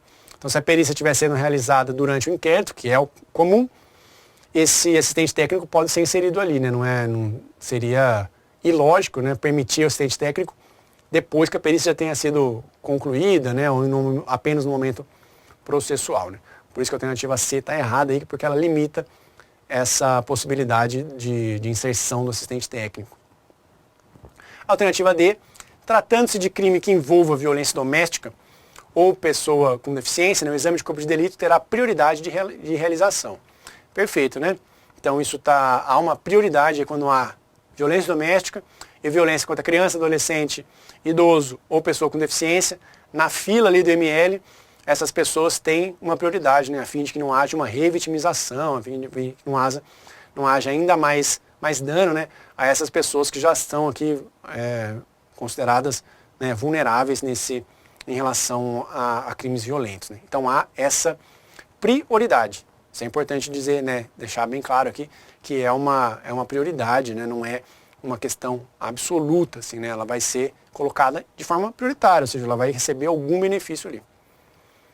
E alternativa E, as etapas e ordem de cadeia de custódia de vestígios relacionados à infração penal são reconhecimento, isolamento, coleta, processamento e descarte. São só essas 5? Não são. Alternativa bem capciosa também, né? Porque reconhecimento, isolamento, coleta, processamento e descarte são etapas da cadeia de custódia. Só que elas não são apenas essas, né? Há outras aí no meio, né? A fixação, ao acondicionamento, ao transporte, ao armazenamento, né? Então há outras alternativas, há outras etapas da cadeia de custódia que não estão previstas ali no artigo, na alternativa E. Por isso que a alternativa E está errada, né? Apesar de eles terem colocado 5 etapas da cadeia de custódia e colocado numa ordem correta, não são apenas essas, né? Por isso que a alternativa está errada, né? Por isso que a alternativa D é a nossa alternativa correta e essa daqui, né, não tem como recorrer. Sobre a prova testemunhal, também assunto bastante recorrente aqui, testemunhas, instruções e tal, também é um tema bastante recorrente nas provas da VUNESP. Aos menores de 14 anos e ao filho, ainda que adotivo do acusado, não será imposto o compromisso de dizer a verdade. O artigo 208 deixa isso bem claro, por isso que a alternativa A está correta, né? Não se deferirá o compromisso que alude o 203, que é o compromisso de dizer a verdade aqui às testemunhas, né? Aos doentes e deficientes mentais, aos menores de 14 anos, nem as pessoas que estão previstas lá no artigo 206. E quem que está previsto no 206 é o ascendente, descendente, afim em linha reta, cônjuge, ainda que desquitado, irmão, pai, mãe, ou filho adotivo do acusado. Já é absolutamente desnecessário mencionar filho adotivo do acusado, porque sendo adotivo ou natural é filho, é descendente, não tem nenhuma, o direito civil não traz nenhuma discriminação entre filho natural e filho adotivo. Então é uma previsão aqui já bastante desatualizada, do Código de Processo Penal. E salvo, põe uma exceção aí, salvo quando não for possível de outro modo obter-se ou integrar-se à prova do fato pelas suas circunstâncias. Então não se tem compromisso, não se tem o dever de prestar compromisso aqui aos menores, deficientes mentais, menores de 14 anos e a esses parentes aqui do acusado. Lembrando, bancas gostam muito de colocar aqui a vítima também nesse caso. Jogam aqui todos esses parentes, falam parentes da vítima são suspeitos, são impedidos. Não, não são. Os suspeitos aqui, que podem não prestar declarações, são os parentes do acusado, não da vítima. A expedição de carta precatória para oitiva de testemunhas suspende o curso do processo, restando vedado, portanto, que seja proferida a sentença antes que retorne. Errado, em dois aspectos. Primeiro, que a expedição de carta precatória não suspende a inscrição, ou seja, o juiz manda para um outro juiz intimar e ouvir a pessoa que mora fora daquela comarca, mas isso não suspende o processo, não suspende prescrição, não suspende nada. O processo continua. E quando findo esse prazo, ou seja, o juiz mandou a carta precatória e deu ali 60 dias para ser cumprida. Terminou 60 dias, o juiz vai continuar esse julgamento. Pode julgar ele sem nenhum impedimento. E quando essa carta chegar, a carta precatória respondida chegar, ela vai ser juntada aos autos. Então, a ausência de chegada dessa carta não impede o julgamento e a expedição da carta não suspende o julgamento. Então, dois grandes erros nessa alternativa B. Alternativa C, não poderão figurar como testemunhas os ascendentes ou descendentes em linha reta do acusado ou da vítima. Como eu disse, a gente tem aqui essa suspeição do acusado, mas não da vítima.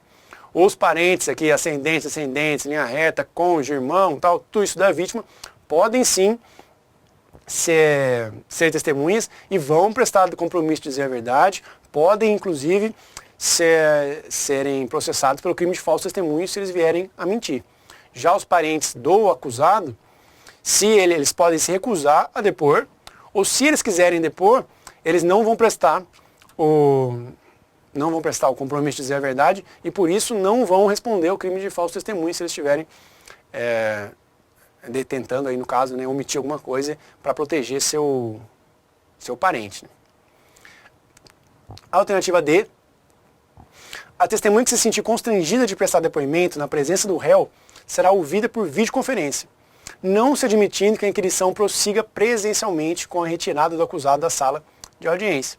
Não, O artigo 217 do Código de Processo Penal deixa isso claro, de que a regra é, se o oficial de testemunha se sentir constrangida, ou ameaçada, humilhada em prestar declarações à testemunha, ou o ofendido, a vítima no caso, de frente para o acusado, porque o acusado está participando ali daquela audiência, pode-se então ouvir ela por videoconferência, retirar essa vítima ou testemunha da sala, e ela só vai passar o vídeo dela, ela vai ficar numa sala especial protegida, ou pode-se retirar o acusado da sala. E aí fica só a defesa do acusado vai ficar, não pode se retirar o advogado do acusado, por um princípio de ampla defesa, contraditório. O acusado pode ser retirado, a defesa dele se mantém. Então há essas duas possibilidades para o juiz. Ou faz por videoconferência a testemunha ou a vítima, ou retira-se o acusado da sala, e a defesa dele permanece ali.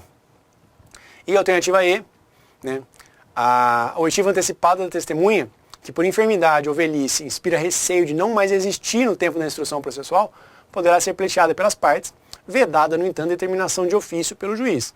Não, o juiz não está vedado de ofício a fazer isso. Ele pode ordenar a produção antecipada de provas, e nesse caso aqui, a oitiva antecipada de testemunhas é uma possibilidade de antecipação de prova. Por isso o juiz pode sim, de ofício, fazer isso, por isso que a nossa alternativa A é a alternativa correta. uma questão sobre organização criminosa, aqui, né, sobre a lei de organização criminosa e sobre o acordo de colaboração premiada. Alternativa A. Nenhuma condenação dar-se-á com base apenas em declaração do colaborador, sendo possível, no entanto, recebimento da denúncia ou queixa.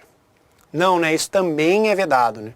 Aqui é o parágrafo 16 do artigo 4º da Lei 2.850, diz que nenhuma das seguintes medidas será decretada ou proferida com fundamento apenas nas declarações do colaborador. As medidas cautelares reais ou pessoais, o recebimento de denúncia ou queixa e a sentença condenatória. Então, quando há uma colaboração premiada, o colaborador ele tem que dizer, né, ele confessa que ele participou daquele crime e ele tem que trazer elementos a mais ali, elementos que corroborem o seu relato, né? Não apenas a menção ao que aconteceu ali. Ele só vai falar o que ele sabe e tem que corroborar isso, ele tem que trazer elementos materiais que mostrem que o que ele está falando é verdadeiro. Então, só com a palavra dele, não dá para fazer uma medida cautelar, não dá para receber essa denúncia, não dá para nem, muito menos, até uma sentença condenatória. A palavra do colaborador ali enseja a abertura de uma investigação, mas não a aplicação dessas medidas aqui. Ao colaborador não se impõe o compromisso de dizer a verdade, mas em se constatando que faltou com a verdade ou omitiu dolosamente informações, o acordo será rescindido. Pelo contrário, né, uma das grandes diferenças aqui entre, né, umas grandes características do acordo de colaboração premiada é a renúncia na presença do defensor do direito ao silêncio. Então a pessoa tem que confessar o crime e tem que, né, renunciar ao direito ao silêncio. Ele não pode de maneira alguma dizer que em relação àqueles fatos ele não vai se mencionar para não criminalizar, né, não se auto-incriminar. Né? Então ele pede esse direito aqui de tutela da sua auto-incriminação. Né? Alternativa C. Em caso de retratação da proposta de acordo de colaboração, as provas produzidas, inclusive as autoincriminatórias, poderão ser usadas contra ele, ainda que em caráter exclusivo. Não pode. Se a parte ela fez um acordo de colaboração premiada e em algum momento ele se retrata dessa proposta, ou seja, ele quer encerrar esse acordo, o que ele produziu, as provas que ele apresentou, não podem ser aplicadas contra ele. Ele não pode ser responsabilizado pelo que ele apresentou depois que ele se retratou daquela acusação. Então todas aquelas provas que foram geradas ali não podem ser utilizadas em desfavor do acusado, apesar dele ter confessado, apesar dele ter apontado provas, o que ele apresentou ali não pode ser usado contra ele. O acordo de colaboração premiada e os depoimentos do colaborador serão mantidos em sigilo até o recebimento da denúncia. Perfeito até aqui. Podendo, contudo, o magistrado determinar a publicidade em razão de relevante valor social. Então, o magistrado aqui ele pode publicar, deixar claro na mídia que há uma colaboração, em detalhe de uma colaboração, se aquilo tiver valor social, relevante valor social, não pode. Né? O parágrafo 3º do artigo 7º aqui, da 12.850, deixa isso bem claro. Né? Sendo vedado ao magistrado decidir por publicidade em qualquer hipótese. Então, até o recebimento da denúncia, o acordo é sigiloso. Só conhece o acordo quem faz parte dele, que é o Ministério Público, o delegado de polícia, se ele estiver participando, e as partes. Não há publicidade dessa formulação do acordo, da negociação ali. Mas tudo isso vai ser publicado, vai ser colocado em disponibilidade de todas as partes depois do recebimento da denúncia. E o recebimento da proposta de formalização de acordo de colaboração premiada demarca o início das negociações e constitui marco de confidencialidade, sendo que a divulgação das tratativas configura violação de sigilo. Perfeito, né? O artigo 13b deixa isso bem claro, né? Que recebida a proposta de formalização do acordo, marca-se o início das negociações. Então a parte faz uma proposta, o delegado de polícia, com manifestação do Ministério Público ou o Ministério Público sozinho, recebe essa proposta. Ao receber essa proposta, aceitar essa proposta, inicia-se a negociação. Né? E tem-se esse marco de confidencialidade, ou seja, é um marco de que, a partir daquele momento, tudo aquilo ali deve ser sigiloso. Né? Configurando-se violação de sigilo de quebra de confiança, a divulgação de tais informações. Né? Até esse levantamento do sigilo por decisão. Então é o recebimento da proposta que formaliza o acordo. Não é a oferta da proposta, é sim o recebimento. Porque o Ministério Público ou o delegado de polícia podem não querer fazer um acordo. Se eles já têm provas suficientes em relação àquela pessoa, eles podem simplesmente não realizar aquele acordo ali e continuar a investigação por outras vias, né? Então memorizem isso, que é o recebimento da proposta, não é o oferecimento da proposta, né? Por isso que a alternativa E é a alternativa correta. Em relação aos crimes do Código de Defesa do Consumidor, o CDC ele traz toda uma parte administrativa, uma parte de defesa de direitos do consumidor e traz crimes também. Não são crimes muito recorrentes e são até relativamente fáceis, né, de ser entendidos se você entender a lógica por trás deles todos, né?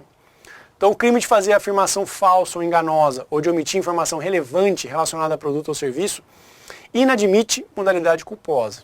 Não, né? Tem essa modalidade culposa sim.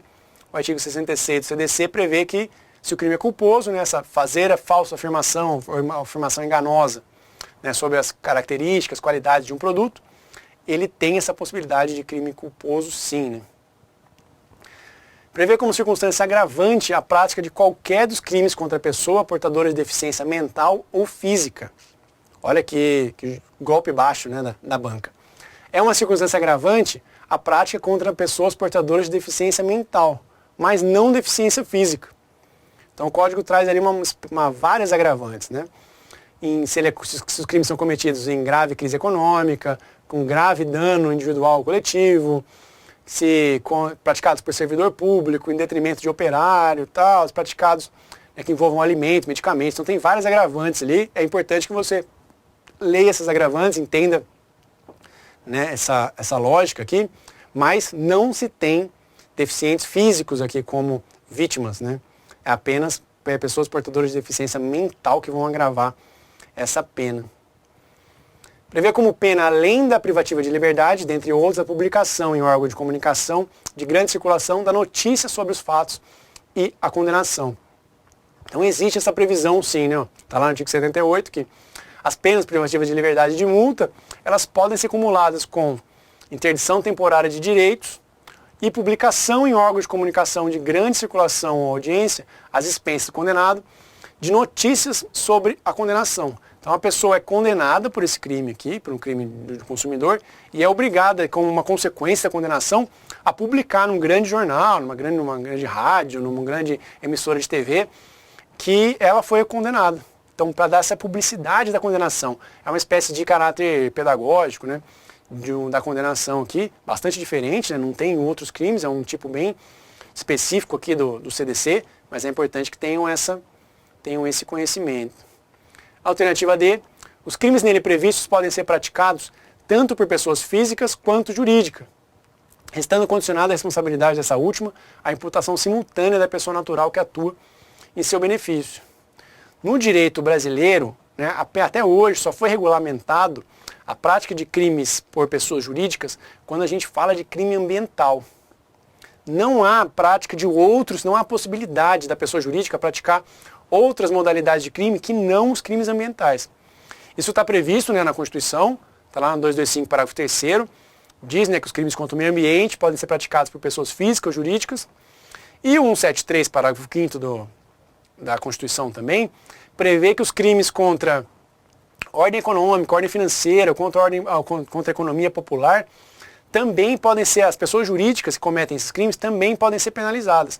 Só que em relação a esses crimes aqui, contra a ordem econômica, financeira e contra a economia popular, não há regulamentação infraconstitucional. Não há leis que regulamentam isso. Então, como não há uma lei, quando a gente fala de direito penal, processo penal, é sempre uma leitura restritiva, como não há lei que regulamente a aplicação aqui de crime, né, de penas penais, né, penas criminais aqui, em relação a pessoas jurídicas que praticam esses crimes contra a ordem econômica, financeira e popular, apenas os crimes contra o meio ambiente que podem ser praticados por pessoas jurídicas. Por isso que a alternativa D aqui está errada, né? Essa previsão de crime praticado por pessoa jurídica está apenas na 9.605, que é a Lei de Crimes Ambientais. E a alternativa E, os crimes nele previstos podem ser praticados tanto por pessoa física quanto jurídica, de novo, né? Não se exigindo a imputação simultânea de pessoa natural que atua em seu nome para responsabilização penal. mesma justificativa do crime anterior aí, né? Não tem essa prática de crimes contra o consumidor aqui, né?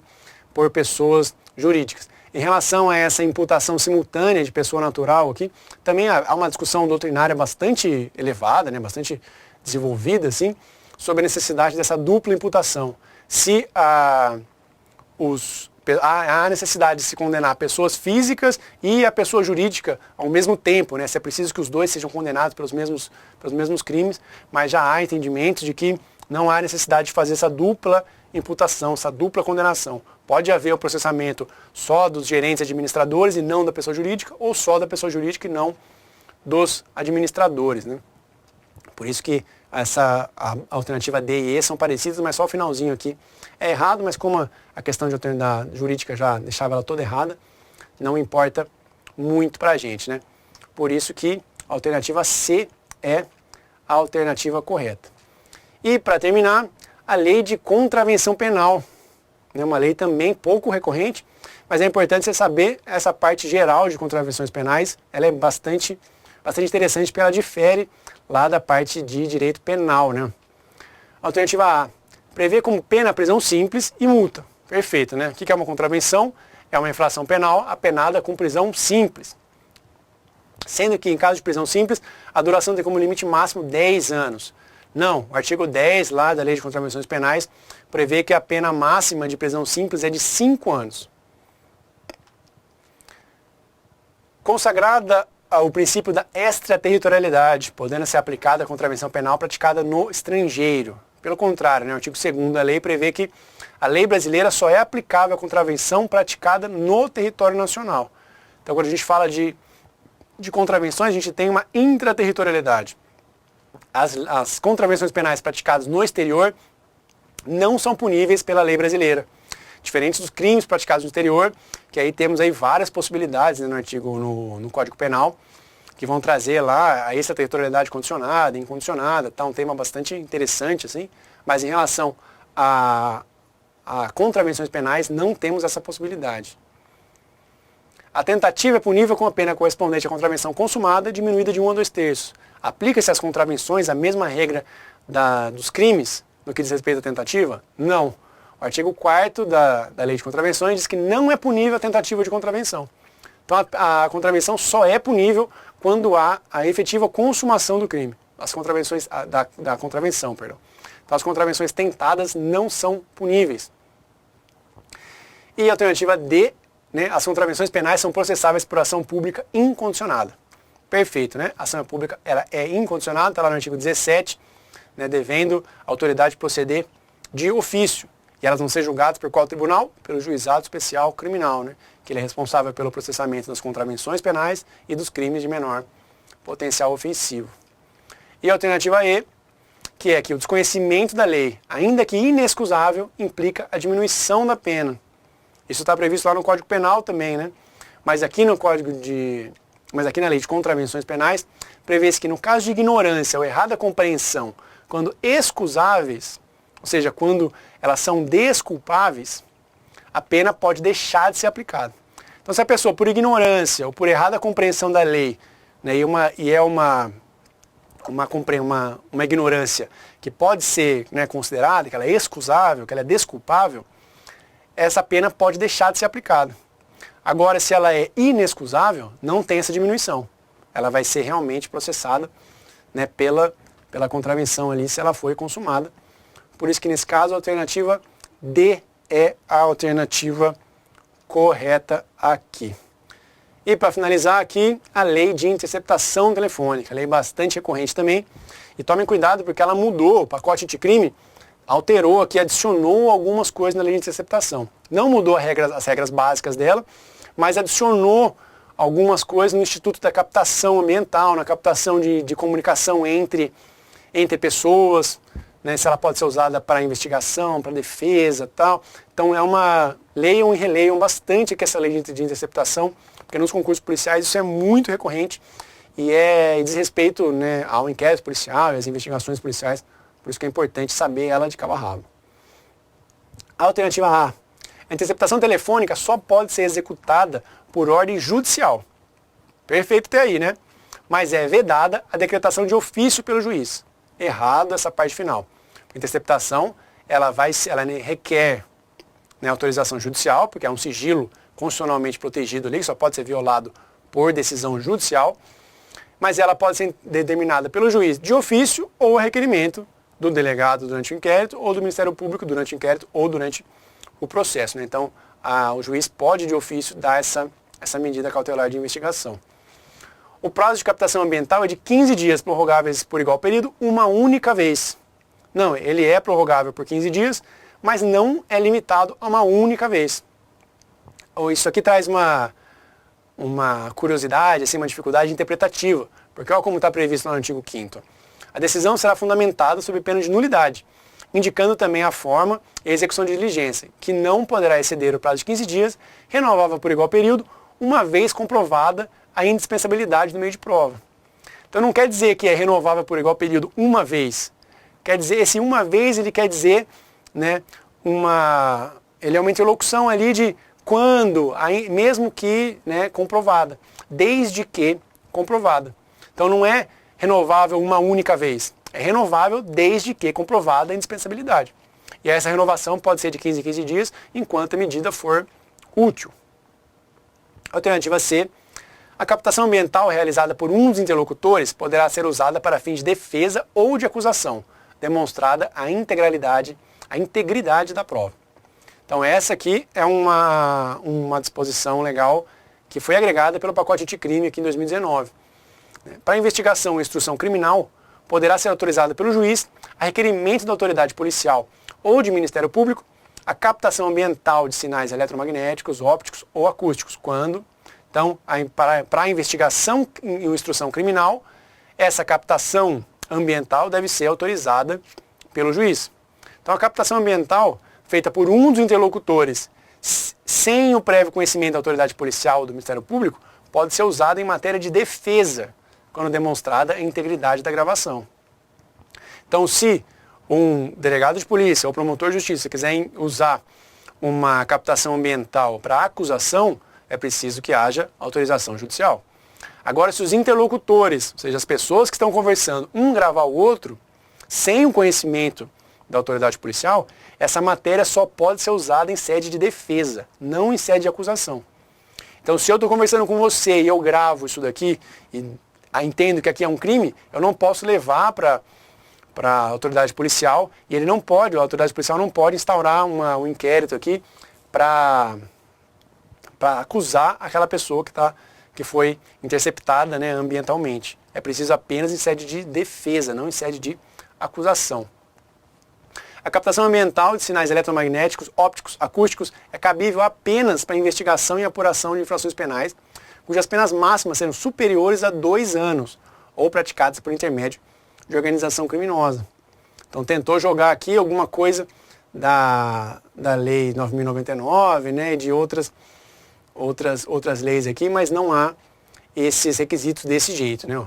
Para a investigação, né, é possível, né, para investigação e instrução criminal é possível a captação ambiental quando a prova não puder ser feita por outros meios, ou seja, a imprescindibilidade daquele meio de prova, e quando houver elementos probatórios razoáveis de autoria e participação em infrações penais, cujas penas máximas sejam superiores a 4 anos ou em infrações penais conexas.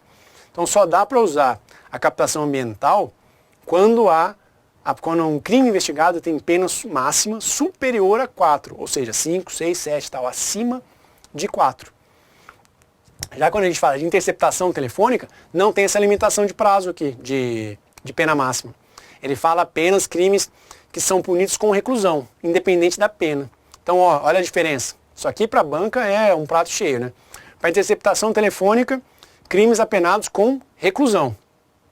Para captação ambiental, crimes que tenham pena máxima superior a 4 anos. Então, 2 requisitos diferentes aqui para 2 institutos bem parecidos, né? E a alternativa E, que é a nossa alternativa correta, né? Não cabe interceptação telefônica quando em causa apuração de contravenção penal. Perfeito, né? Como eu falei, o artigo 2º ali vai trazer os requisitos da interceptação telefônica. E são requisitos que são analisados a contrário sensu. Por quê? Ele diz que não será admitida a interceptação telefônica quando houver aqueles 3 requisitos ali. Ou seja, não pode ter interceptação quando tem aquelas 3. Ou seja, todas as vezes que não tiver esses 3 elementos, pode ter interceptação telefônica. Quando não houver indícios razoáveis de autoria e participação, ou seja, é necessário que haja indícios suficientes de autoria daquele crime. Quando a prova puder ser feita por outros meios, ou seja, quando há imprescindibilidade da prova feita por aquele meio, e quando o fato investigado constitui infração penal punida com pena de detenção. Ou seja, nos crimes apenados com detenção, não é possível realizar a interceptação telefônica. Então, só nos crimes apenados com reclusão é que é possível. Então, diferente da captação ambiental lá que prevê aquela pena máxima, né, superior a 4 anos. Então, 2 institutos parecidos com 2 requisitos totalmente diferentes. Por isso, a alternativa E, que é a nossa alternativa correta. Então, chegamos ao fim aqui, 11 questões, né, bastante extensa a revisão, mas eu acho que é importante fazer essa correção, já serve como uma revisão para vocês, né? Para que você você que já está aqui na prova oral, já vai ter sua prova corrigida, provavelmente vai para a prova oral, já fica como uma espécie de revisão, e você que não conseguiu, fica como uma espécie aí de incentivo para que você continue a estudar, né? Entenda onde você errou e não erre mais nesses aspectos. Espero que eu tenha ajudado vocês, espero que vocês tenham gostado dessa correção e a gente se vê numa próxima oportunidade. Obrigado.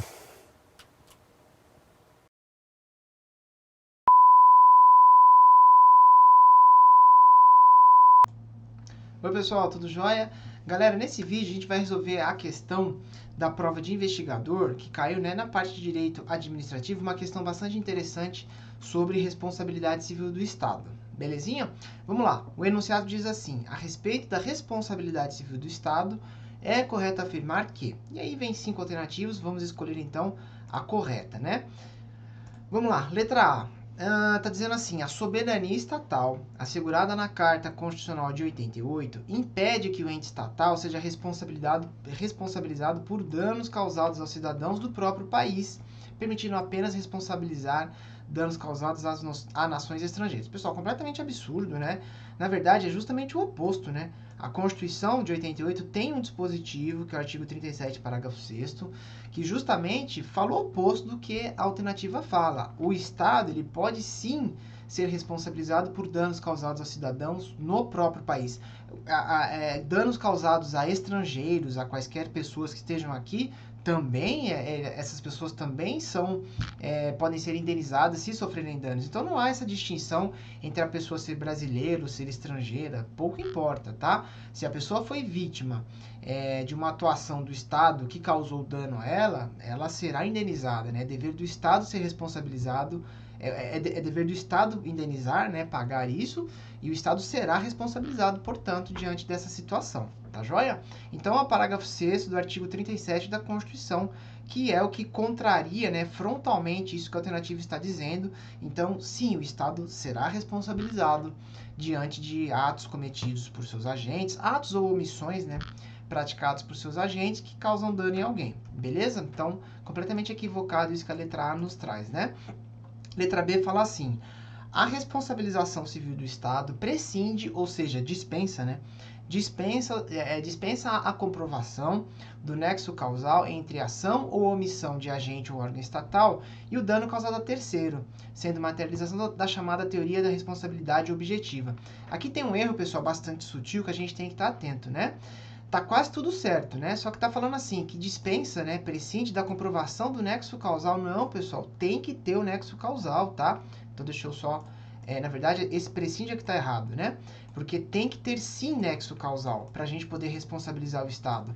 A responsabilidade civil do Estado, ela é uma lógica com 3 componentes, digamos assim, né? A gente tem que ter um dano, esse dano tem que ser imputado a uma ação ou omissão de um agente público, né, uma pessoa que esteja desempenhando funções públicas, e há que se ter um nexo de causalidade, ou seja, um elo entre o dano sofrido pela vítima e a conduta desse agente público. Se a gente conseguir correlacionar o dano com a conduta ou omissão, com a ação ou omissão do agente público, a gente tem o nexo de causalidade. Então, dano, a conduta e o nexo de causalidade, esses três elementos reunidos levam à responsabilização objetiva do Estado. E a questão está dizendo que dispensa a comprovação do nexo causal. Não, tem que ter o nexo de causalidade para poder responsabilizar o Estado de maneira objetiva, né?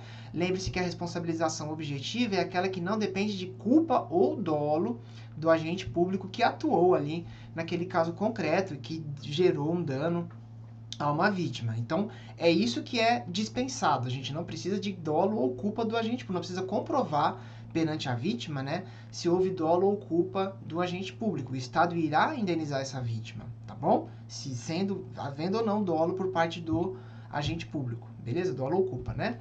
Beleza? Então, cuidado que essa questão tem essa pegadinha. Tem que ter o nexo causal, tá bom? E é isso em relação à letra B. Letra C. A chamada teoria do risco integral pressupõe a responsabilização do Estado por danos causados a terceiros exclusivamente, e aqui vem o erro dessa questão, né? Exclusivamente no caso de dolo ou culpa grave dos agentes estatais e desde que o dano seja causado em decorrência da prestação de serviço público. Também não tem essa necessidade, tá? Pessoal, teoria do risco integral, ela abrange algumas situações em que o Estado irá responder integralmente pelos danos, em que nessas situações, por exemplo, danos nucleares, né, acidentes nucleares é um caso desses, você não precisa ter o dano, a conduta do agente público e o nexo de causalidade. Não precisa haver essa correlação entre os fatos, né? Então, acontecendo um fato que gerou danos aí, por exemplo, um acidente nuclear na usina de Angra, por exemplo, né? Se houve um acidente nuclear lá, pouco importa o nexo de causalidade nesse caso. Houve um acidente nuclear, pronto, o Estado irá responder. Não precisa verificar a conduta, o dano e o nexo de causalidade. Não. Diante de um dano nuclear, o Estado irá responder. De um acidente nuclear, o Estado irá responder. Tem outros casos, por exemplo, fala-se, alguns autores dizem que se houver terrorismo no Brasil, atentados terroristas, o Estado também seria chamado, também responderia de maneira integral. Fala-se também em alguns casos de danos ambientais, que o Estado também responderia integralmente, mas são situações bastante pontuais. Um exemplo claro que não tem controvérsia, que é bastante pacífico, é o caso dos danos nucleares. Quanto a isso, não tem discussão. Havendo um dano nuclear, o Estado responderá integralmente. Não precisa comprovar dolo ou culpa, não precisa de nexo de causalidade, não precisa de nada disso. O Estado irá responder. Tá bom? Então a alternativa C está errada, né? Porque ela fala só no caso de culpa grave. Não, para a teoria do risco integral, nada disso é relevante. Beleza? Letra D é o nosso gabarito. As pessoas jurídicas de direito público e as de direito privado que prestam serviços públicos respondem pelos danos que seus agentes nessa qualidade causam a terceiros assegurado direito de regresso contra responsável nos casos de dolo ou culpa. Pessoal, essa aí é a mais fácil, né? A alternativa mais óbvia também. Por quê? Simplesmente porque ela reproduz, ela transcreve de maneira fiel o artigo 37, parágrafo 6º da Constituição. Então, ela simplesmente transcreveu o que a Constituição diz, literalmente, ipsis literis, né? Na literalidade do que está na nossa Constituição. Por isso que ela é a correta. Tá legal? Então, a letra D, bem tranquila nesse sentido. E a letra E diz assim: o desenvolvimento legislativo, doutrinário e jurisprudencial da noção de responsabilidade do Estado por danos causados aos cidadãos não contribui para a construção da noção jurídico-política do Estado Democrático de Direito. Pessoal, uma grande viagem, né? A questão está quase toda certa, não fosse por esse não. É óbvio, a responsabilização, essa teoria de responsabilizar o Estado, né? É óbvio, isso surge justamente por conta do Estado Democrático de Direito, né? Em que o Estado faz a lei e ele respeita a lei, né? O Estado faz a lei, o Estado de Direito, ele faz a lei, ele respeita a lei, ele garante, assegura isonomia para a coletividade, né? Porque se uma pessoa foi prejudicada por conta de uma ação do Estado e existe uma outra pessoa que não foi prejudicada, a gente tem duas situações. Uma pessoa foi prejudicada por uma ação do Estado, outra pessoa não foi prejudicada por uma ação do Estado. Ora, como é que eu vou promover isonomia agora? Eu preciso realmente indenizar a vítima que sofreu a ação do Estado para ela ficar minimamente equiparada àquela pessoa que não sofreu um dano em decorrência de uma ação do Estado. Isso garante isonomia. Tendo isonomia, a gente tem democracia. Isso é um preceito íncito, né, inerente à democracia e à questão do Estado do Direito, de existir uma norma prevendo isso, o Estado respeitar essa norma, tá? Então tudo isso faz parte, a questão, a letra E é completamente fora quando ela fala que não contribui. As coisas estão interligadas. Então a responsabilidade do Estado tem tudo a ver com o Estado Democrático de Direito, sem sombra de dúvidas, tá bom? Então a letra D de dado é o nosso gabarito nessa questão aqui da prova de investigador de polícia, beleza? Então é isso, pessoal, espero que tenha ficado claro, tá? Um abraço a todos, bons estudos e a gente se vê numa próxima oportunidade. Até logo! Gostou do vídeo? Que bacana! Então clica aí, né? Dá uma curtida, faz um comentário se você puder e inscreva-se no nosso canal do YouTube. E deixa lá no sininho, ao clicar, você recebe as mensagens também de notificação. Visite nosso site e conheça nossos cursos preparatórios para concursos públicos. Muito obrigado!